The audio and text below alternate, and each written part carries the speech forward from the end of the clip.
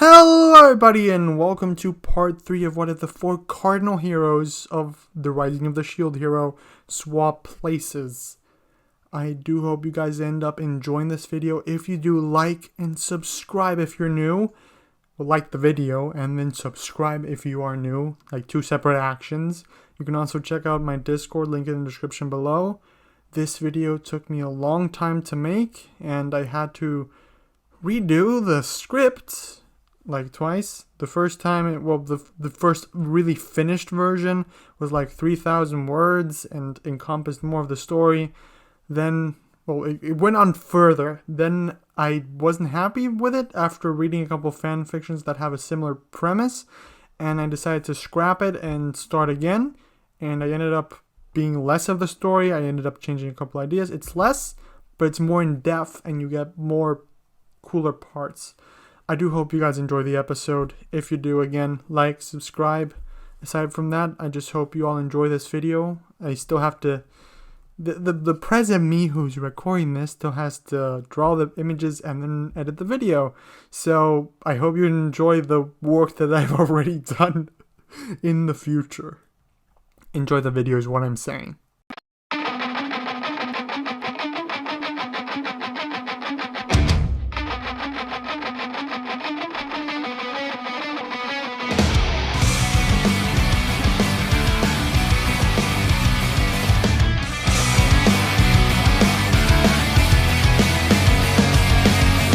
Motoyasu Kitamura was thrown onto the streets by 2 knights.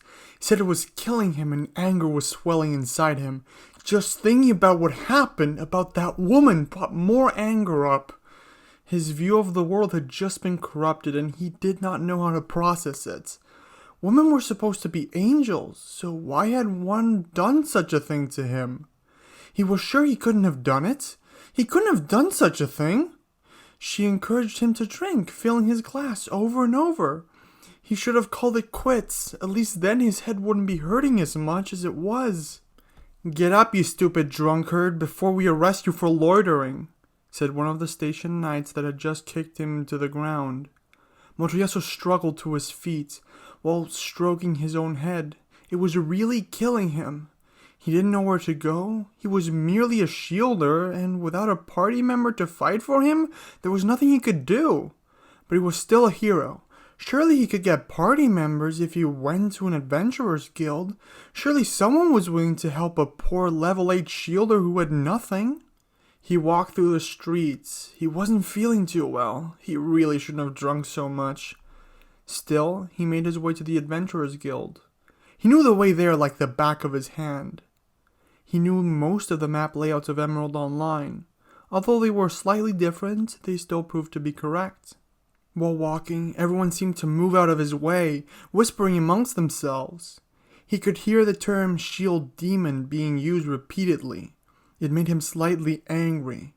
Maybe it was some sort of event, although he couldn't recall anything similar happening in Emerald Online. Whatever. I'll get it all sorted out at the Adventurers Guild. I'll get some real party members and this'll all blow over eventually, he thought to himself, smiling slightly as he walked. He wasn't paying attention to where he was going, as his legs seemed to be doing it on their own, so, while stuck in his own head, he hit something. He hit someone. "Huh?" he exclaimed as he fell back. He looked at the man who was towering in front of him. It was the weaponsmith that he had bought his equipment from. The equipment that Itsuki and mine had stolen from him. The man stared down at Motoyasu. He was obviously angry. That much was obvious from his expression. Seeing that stare made Motoyasu even more pissed. Not only had everything just been taken from him, but now this man dared stand in his way and look at him as if he were some sort of villain? "So I heard what you did to that girl you were with," the man said. He grabbed Motoyasu by the collar and pushed him against the wall, winding his fist back, preparing for a punch. Motoyasu just glared back at the man, gritting his teeth slightly. He couldn't process this much anger. He had never felt this much anger before. Offering up no explanation, the man smacked Motoyasu in the face, leaving behind a handprint. "Jesus, that hurt like hell," Motoyasu thought to himself. How did a simple store clerk get past my defense? The interaction was over, and his path was once again clear, so Motoyasu resumed his way to the Adventurers Guild. After 2 minutes of walking, Motoyasu found the Adventurers Guild building. Great, I'm finally here. The place that'll allow me to assemble a party and help me start clawing my way back to the top. Sure, Itsuki and Ren are way ahead of me by now, but I can probably still beat Naofumi, he thought to himself while staring at the building. It had just been a few minutes since that trial, but Motoyasu was already starting to ignore all the glares that came his way. With a bit of hope back in him, he stepped into the building, ready to recruit some new adventurers for his cause. At the very least, he was going to get a job to earn some money. He needed food, after all. Once he entered the building, he tried to approach a couple different people and ask them to help him, but anyone he got close to just stepped away as fast as they could. Stupid king spreading those rumors and lies? He thought to himself. He had been thinking it over, going through the scenario multiple times. No matter how drunk he was, there was no way he could do such a thing.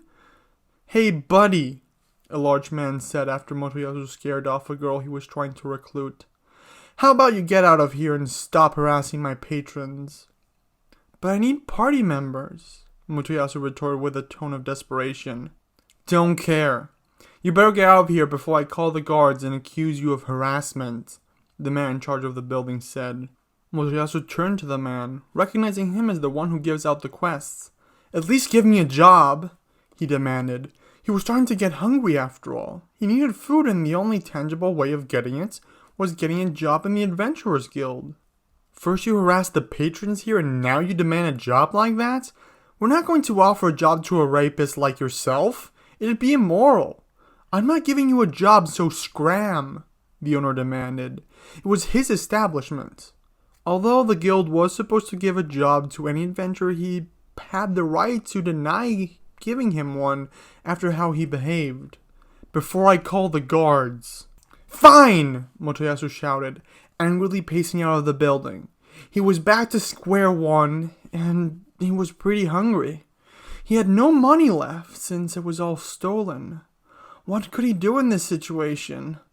After leaving the building, he subconsciously started walking towards the fields, but once he realized where he was going, he stopped himself. What am I doing? I can't go into the wilderness, he thought. I'm just a shielder. Sure, there aren't any monsters that can hurt me in this area, but with my non-existent attack stats, I can only really damage balloons. I can sell their scraps, but they're essentially worthless. They won't even cover a meal. A thought popped into Motoyasu's head, and he opened his status window, checking around.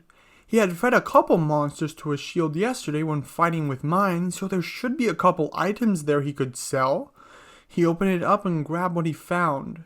There was an Usapiel's foot, 2 egg shells, which were essentially worthless, and about 10 orange balloon fragments. If I'm right, and of course I am, this all should get me about 41 coppers, he said, a smile forming on his face. He had to wait to get a bit of money. It wasn't enough to hire any adventurers for his cause, but enough to buy food for a day or two. Having waited to get a bit of revenue, he rushed to the nearest monster store. After waiting for the line to advance, he presented his haul to the merchant in charge. Let's see, what do we have here?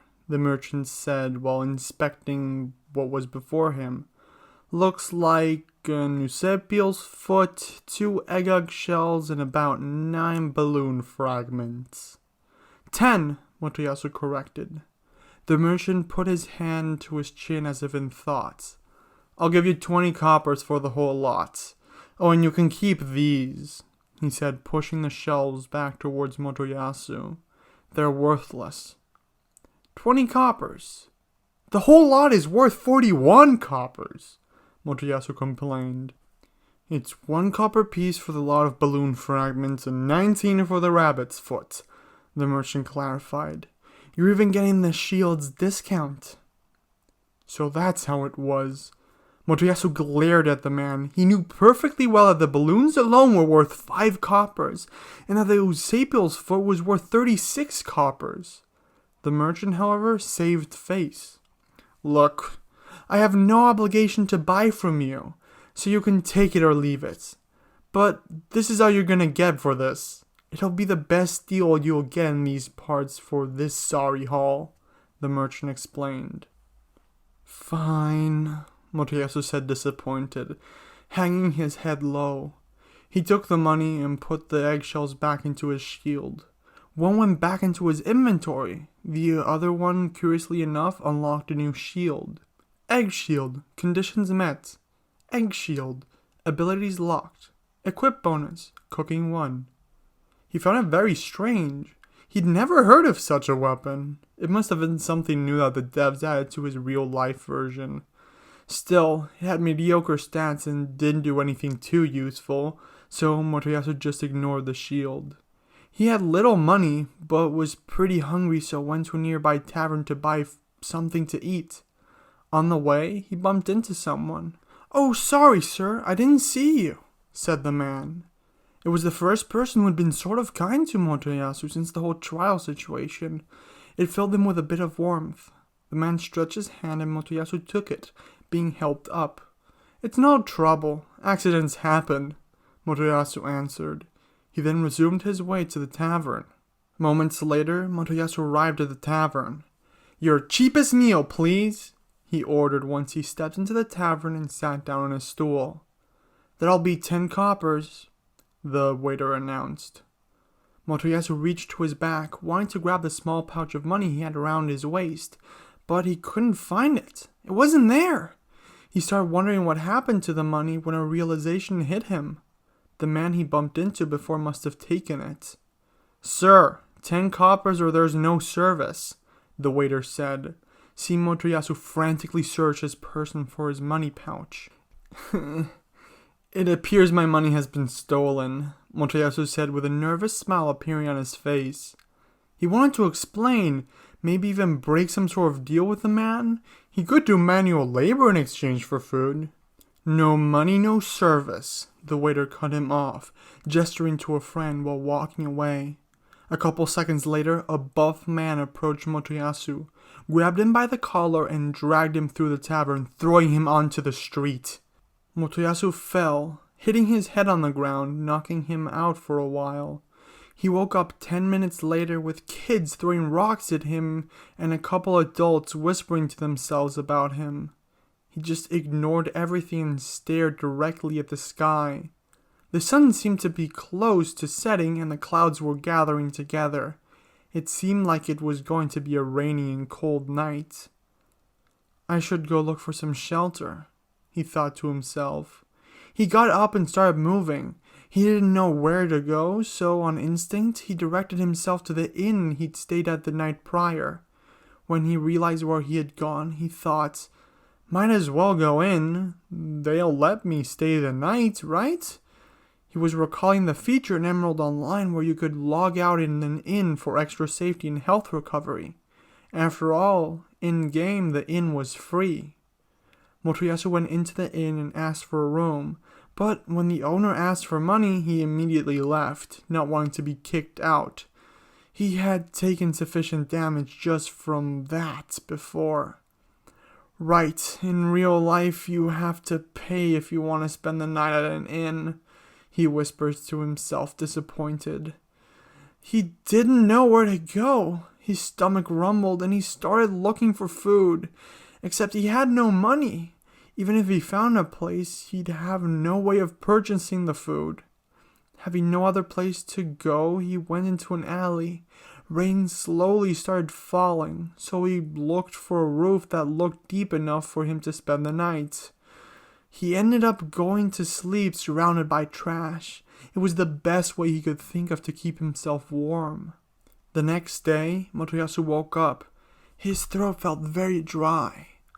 He rattled his brain for a couple minutes, trying to figure out where he could get something to drink. He couldn't buy anything. He had no money. He didn't remember any wells in town. There had to be some, but he didn't know where they were. The only place he could think of was a small river that went through the forest. He hadn't gone there as he didn't have any party members to help him fight off the monsters, so before it was kind of pointless. But it was the only place he could think of where he could get water. He went to the forest, passing by some orange balloons that targeted him. They were such low levels, they did no damage to him, even if they bit him over and over. So he just ignored them and kept on his way to the river. Once he got there, he started drinking as much as he could, not only to quench his thirst, but also to avoid making as many trips as possible. He had no way of transporting the water with him, so he decided to just drink as much as possible. Once he finished, he looked up from the river and sat down against a tree. On the other side of the river, he spotted Nusapio, who was also drinking. The thoughts of food and hunger invaded Motoyasu's mind as his stomach started growling again. He stared at the little rabbit monster with a look of want, but knew he couldn't do anything to it. His attack was too low. I've got no money and I have no way to hunt food. I might be able to find some leftovers in the trash though, he said to himself. It was something Motoyasu would have never contemplated until now. His whole life he'd had more than enough money to buy food, even fast food if he didn't want to make it himself. He'd never been this hungry before. He always questioned his friends complaining about having to subsist on ramen. He never understood them, since he only ate it when he was being lazy. Only now did he understand. Only now did he know what desperate moves people had to resort to in order to survive. Over the next few days, he did all he could to survive. In town, he looked through people's trash trying to find any little bits of food that they'd left over. At night, he'd sleep, hiding himself in the trash to keep himself as warm as possible. He had no other choice. He wasn't maintaining his body as much as he'd like. His hair was unkempt and had some knots in it, and his clothes had been tattered and suffered some cuts. He wasn't sure if that was from the balloons that tried to eat him or from the rocks that people were throwing at him. The people were the worst part. Why would they summon him as the shield hero only to treat him this way? They were throwing rocks at him, insulting him, both behind his back and to his face. He could only endure so much before he just started ignoring them. He did leave town on some occasions, but only to drink water from the little river in the forest. After a few days of subsisting like this, he finally had enough.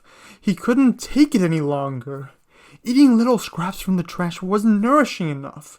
He couldn't tolerate the starvation any longer. He was going to resort to the unthinkable. He'd do what he needed to do to survive, while he still had the strength to do it. Knowing the layout of the city, he made his way to where most of the shops were. He needed to pick his target carefully. He had to pick a type of food he could steal and run away with, without getting caught, of course. After a couple minutes of searching, he found the perfect target, a store that sold something that looked like a kebab. It was just a bunch of meat chunks on a stick, but it made it very easy to steal and grab many different pieces at the same time. No one will mind, he thought to himself, staring at his target with a savage and hungry look in his eyes. Even if they do, it's not like they care. I'm already the devil to them. That's what they call me. Who cares if I steal a little food? I need to survive after all. Motoyasu was ready to strike, ready to finally eat. But seconds before he could put his improvised and desperate plan into motion, someone grabbed him by the back of his collar. Whatever it is you're planning to do, I'd advise against it, Naofumi said in a disappointed tone, seeing what the homeless-looking hero had regressed to. Motoyasu turned around to face the obstacle in his way. Nothing would stop him from eating, not this time. Naofumi just analyzed Motoyasu, looking at what he was wearing. He recognized the under armor from the trial, but it was now a lot more tattered and filthy than before. Naofumi wondered what exactly happened to the man he'd met the first day he was summoned. You, Naofumi, Motoyasu angrily exclaimed, glaring at the sword hero. If looks could kill, then Naofumi would already be fighting for his life. Anger was boiling inside Motoyasu as Naofumi brought the memories of the trial and everything that had happened since to the forefront. He was almost reaching the point of rage. Naofumi sighed and went to the stand Motoyasu was staring at. 2, please, he ordered. Right away, sir. That'll be 12 coppers, the cook said. Naofumi looked at his money pouch, looking for copper pieces. He eventually found a couple from the change he had and gave them as payment, taking the 2 kebabs back to Motoyasu. Motoyasu didn't stop glaring. He didn't know what Naofumi was planning. What did he want? To gloat about how much better he was? He was the hero with no knowledge about the world when they came, but he'd still reach a higher point than Motoyasu. Was he just going to throw away the food or eat it in front of him? Here, Naofumi said, handing the 2 kebabs over to Motoyasu. You're giving me this? Motoyasu asked. His rage, now gone, now being replaced by confusion. He didn't fully drop his guard, but let it slip a little. Yeah, so eat up, Naofumi answered. The tone in his voice was indifferent. He wasn't sure if Motoyasu was guilty of the crimes he was accused of, but he knew he couldn't ignore someone who so desperately needed help. Naofumi felt sorry for Motoyasu. Motoyasu snatched the food from Naofumi's hand and started scarfing it down. Naofumi took him aside and they sat down at a bench in a more secluded area where less eyes were on them. Naofumi had gotten lost when shopping and found a great spot with a fountain, so that's where he took Motoyasu. It was the first decent meal that Motoyasu had eaten since his reputation was ruined. That much was obvious to Naofumi from just looking at him. Motoyasu was eating the food like he hadn't eaten anything in days. Man, he hasn't eaten this whole time? He was even going to steal food as a last result. How frightening that a single accusation against him could and has led to this. Naofumi wondered to himself while looking at Motoyasu greedily eat his food. Phew, I feel so much better now, Motoyasu said after finishing the 2 kebabs, starting to lick his fingers to get the grease from his hands. What's up? What happened to you? Naofumi asked, confused at how the charismatic Motoyasu could end up looking so foul and living like this in just a few days. Dude, this world sucks! At first I thought it'd be great. We were in Emerald Online. I'd have great adventures with friends, but from the beginning, everyone in this country decided I was some sort of villain. After the trial, I couldn't find anyone who would work with a shielder like me. I can't do anything on my own, so I end up searching for scraps. It's like the world is out to get me, Motoyasu lamented, again being forced to remember his experiences over the last few days, but this time it was in a sadder perspective. That's harsh. I've had a very different experience, Naofumi commented, reflecting on the last few days. He had the experience that Motoyasu wanted. He had started bonding with his companions. Maybe soon he could even call them friends. He looked at the fallen hero before him thinking, I'm willing to treat him like I would anyone else, no matter what he may have done. Just 3 heroes might not be enough to stop the wave. Having as many allies as we can is the only logical way. It's weird though. Even if he committed a crime, why would everyone make things so hard for a hero summoned to protect the world? Naofumi's trail of thought was interrupted as from the corner of his eye, he saw movement. He turned his head to look, spotting a hooded girl who was watching them from afar. He looked over at Motoyasu. He was just lying back on the bench. He had a satisfied look on him. He'd finally had a decent meal and it looked like he was enjoying himself. I'll be back in a minute, said Naofumi, standing up. Motoyasu still looked to be slightly hungry, so to keep him busy, Naofumi grabbed a piece of bread from the materials he bought and handed it over to Motoyasu. Naofumi walked away. He left the shopping bags with Motoyasu, which made him realize that Naofumi trusted him, at least a little. Naofumi approached the girl. Her gaze didn't move from the shield hero, even as he walked by, so it was clear she wasn't interested in him. To not call attention to himself, Naofumi walked around her, approaching her from the back. "You've been watching us, haven't you?" Naofumi asked, looking the girl over. She was wearing a cloak, so she was clearly trying to hide something. The question was what?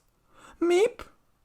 The girl let out a small squeal in surprise as she turned around to see Naofumi, who was looking at her with a demanding look. Yes?" the girl answered. Naofumi took a moment to look at her. He got a better look now, and even with the cloak, he could spot the animal ears on her head and the tail on her back that was pressing against the hood, moving it slightly. Ah, so it's a cute demi-human girl. She has animal ears and a tail. That's what sets them apart, right? At least I think that's what Veld told me. I can't really tell which animal species she's supposed to be, but her vibe really reminds me of an isekai, Naofumi thought to himself while looking the girl over. She kept glancing back at Motoyasu at regular intervals. It was obvious she was worried about him. "Am I making you uncomfortable?" he asked, since the girl wasn't saying anything and her attention seemed to be on the shield hero instead of the man in front of her. "If so, I'll leave you alone." No, that's not the case," the girl nervously said. "It isn't?" Naofumi replied. The demi-human glanced left and then right, which didn't comfort Naofumi too much. He was still worried that he was making her uncomfortable. After making sure the coast was clear, the demi-human girl leaned in and started to whisper something in his ear, informing Naofumi about the current situation. "I see. Don't worry about it," he said after processing everything the girl said for a moment. He then walked back to Motoyasu, signaling for the girl to follow him as he did. "What's going on?" asked Motoyasu after seeing Naofumi approach with a stranger. "Turns out you were right," Naofumi said. "This country has it out for you, just because of the fact that you're the shield hero. Turns out everything that has happened so far is because of a huge conspiracy against you. The state religion, the Church of the Three Heroes, I think was its name, wants to discredit you as much as possible and kill you off using a wave or some sort of monster. That way they don't cause an international incident." "Is that so?" asked Motoyasu after hearing everything, trying to remain calm in front of his savior, the man who gave him food, while on the inside he was burning with rage. He tried but failed. His eyes were glowing with rage in them. "I guess it's a normal reaction to have," Naofumi thought to himself, being slightly afraid of the other hero. He has been living like this for about 3 days after all. "Oh, shield hero, please allow me to take you home, to Siltvelt," the cute demi-human girl pleaded to the hero. Motoyasu stared blankly for a moment, still assembling the pieces of the situation in his mind. "Damn it, mine and Itsuki should be the ones living like this," he angrily exclaimed after putting all the pieces together. It was obvious to him now. It was just the result of some bad apples that conspired against him. He was still in the right. Everything was still alright with the world. Women were still angels, even if some among them had fallen. He got drunk and attempted to rape her? Yeah, that's way too convenient. In retrospect, it's an obvious lie, Naofumi thought to himself, recalling the trial. It was kinda weird that the princess hid behind Itsuki and provoked Motoyasu like that. This country's messed up on so many levels. Motoyasu jumped back to his feet, turned to the demi-human girl and said, "I'd be glad, no, honored to be accompanied by you to your country. Siltvelt, did you call it?" The girl blushed a light red after hearing that. Motoyasu was back to his old ways and successfully charmed the girl. "Well then, my job here seems to be done. I wish you the best from here on out," said Naofumi, smiling slightly at Motoyasu while grabbing his bags and preparing to leave. "Thank you, Naofumi. Thank you so much for your help," Motoyasu gratefully said, bowing down as deep as he could. It was nothing, Naofumi answered, slightly nervous while blushing slightly. Please, don't be so humble, the demi-human girl said.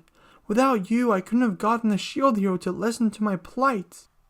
Naofumi, thank you again. I'll definitely repay your kindness someday. Until then, all I can do is wish you the best, Motoyasu said, again bowing to Naofumi. Same to you, said Naofumi while leaving to rejoin his party members. He was going to cook dinner for them after all. Well then, Sir Shield Hero, shall we go? Asked the demi-human girl as they watched Naofumi leave.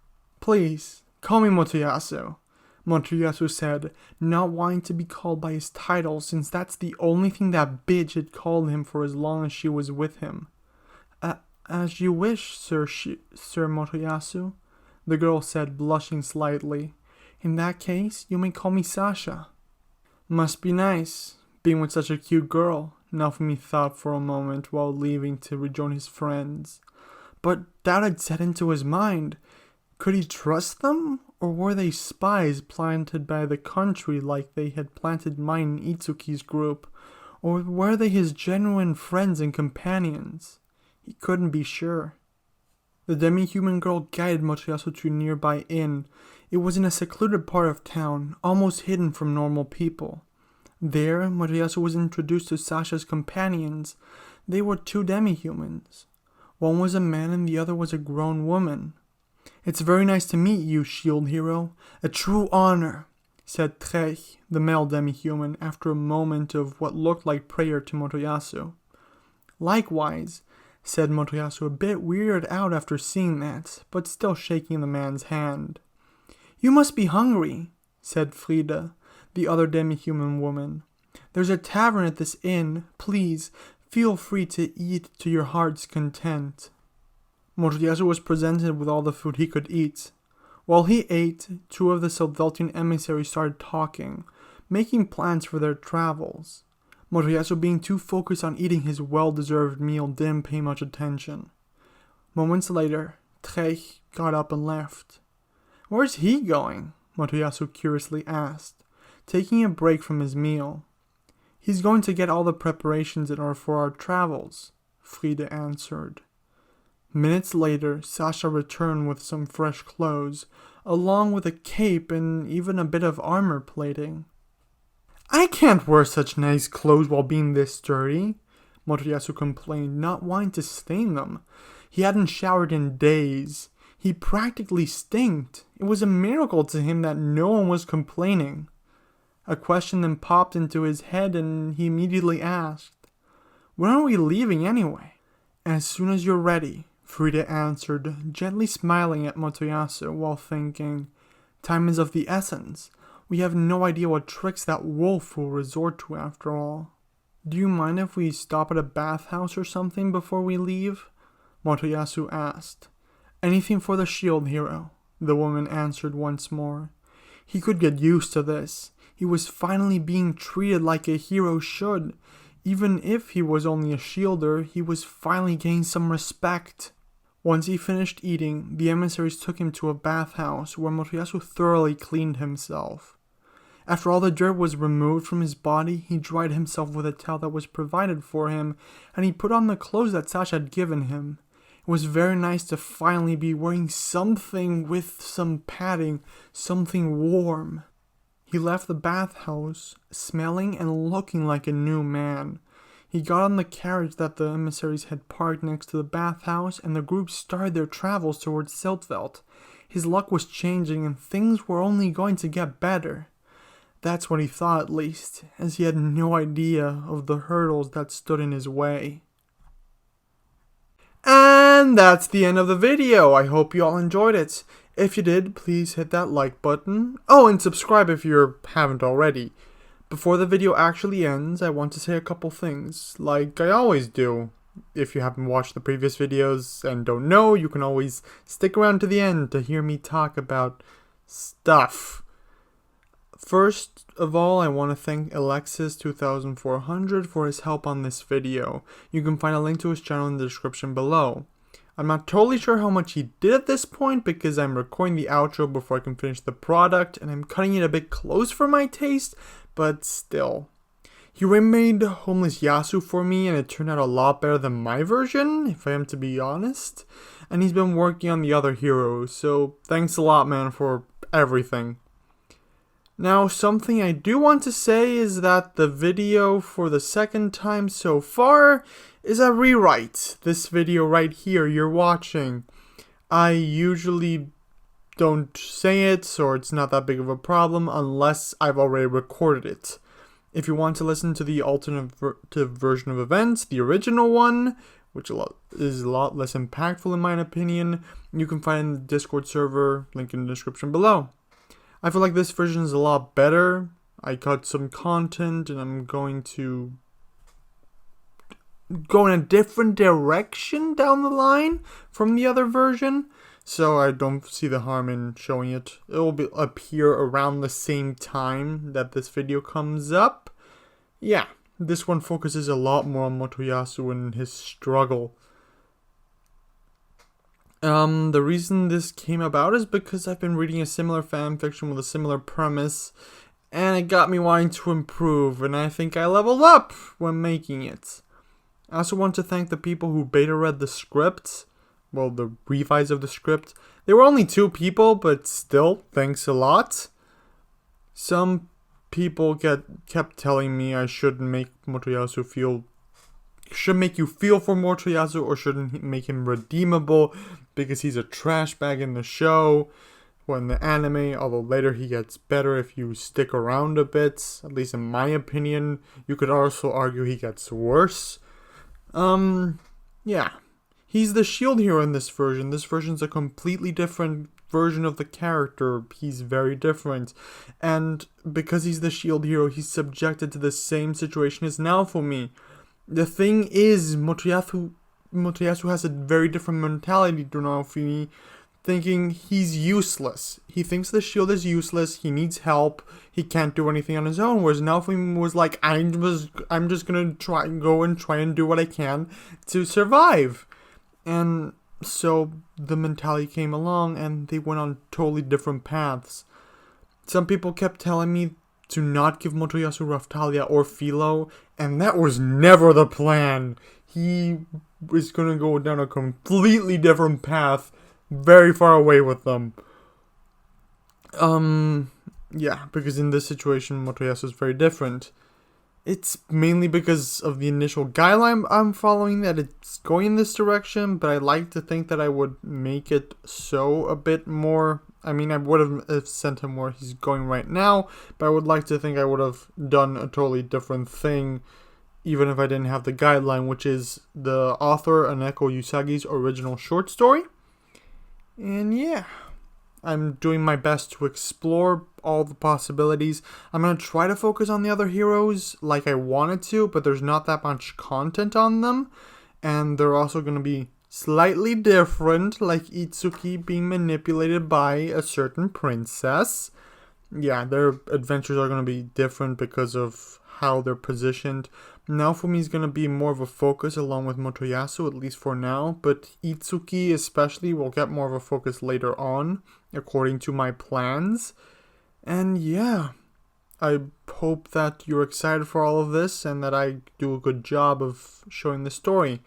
I hope you guys are enjoying the Shield Hero videos too. I know they aren't as popular as MHA, but they give me the motivation and the topic to improve, since the world is vastly different. In MHA it's more rigid, where, okay, this event happens, then this one, then this one, this one. It makes it a lot easier to write the story, like without me having to think too much. Although that also makes me want to try and edit the world to make things more interesting. Here I have such a vast world to work with that I don't know how all the moving pieces work, which I've been getting better at. I've been reading so much to learn, and made me kind of regret Midoriya's version of events, like Midoriya is the shield hero, because it follows too much along Naofumi's guideline. Still. Lastly, I want to inform you all, at least those who've stuck around to this point, which is what, 7% of you according to my statistics? that videos are going to be more scarce for the coming months. I already addressed this in a community post, but I want to focus on my last year of high school more. I'll try to keep uploads coming once a week on Saturdays, and I'm even planning a schedule to be able to get a lot of them done beforehand. But if anything happens, I just want you to understand why it's happening. You don't need to say I understand school's rough or anything. I'm just letting you know because the type of person that I am always gets mad at myself for not being able to keep up with the schedule. And when I noticed I wasn't going to be able to do 2 videos a week without literally killing myself, well, not literally, but overworking myself to the point that I lose all motivation from both school and this seems a lot more manageable for me, so it's what I'm going to stick around for. Once school finishes, I'll likely go back to either 2 or 3 videos a week, and I'll try to catch up with my plans. That's all for me for today. See you all next week, and have an absolutely fantastic week, everyone. Bye!